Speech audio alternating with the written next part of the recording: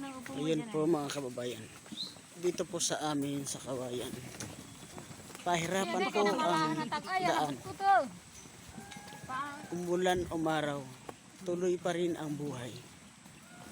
Walang susuko, tuloy ang laban. Kaya iyon, ilang ilog man aming dinaraanan, pinagpapatuloy ang paghahanap buhay upang mabuhay ang mga pamilya. Kaya iyon po mga kababayan, ang buhay ay mahalaga. Kaya lagi nating ingatan ang ating mga buhay sapagkat ito'y hiram lang natin sa ating Panginoon. Kaya iyon po mga kababayan, ito na po ang pang-apat na ilog na amin pong tatawirin. Kaya kung makikita po ninyo ang video ito, nawa lagi po ninyong itong i-share at like ang video ito.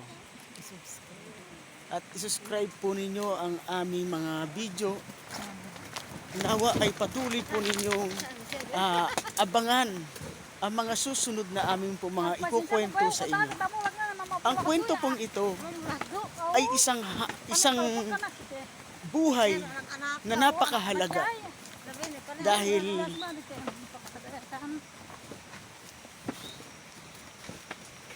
ayun po mga kababayan, ayun patawid na po ang aming kasama sa pang-apat na ilog. Kalabaw lamang po ang nagsisilbing gabay at kaagapay sa lahat ng mga hanap buhay. Ayun po mga kababayan. Ayun po ang nakasalubong din po namin na pauwi din po sa bayan. May dala po sila ng mga talong upang sa gayon ay kanilang maibenta at mapambili ng mga pagkain. Kaya sa ganitong sistema ng ating mga buhay, kailangan ipagpatuloy, walang aatras, walang hihinto, tuloy ang takbo.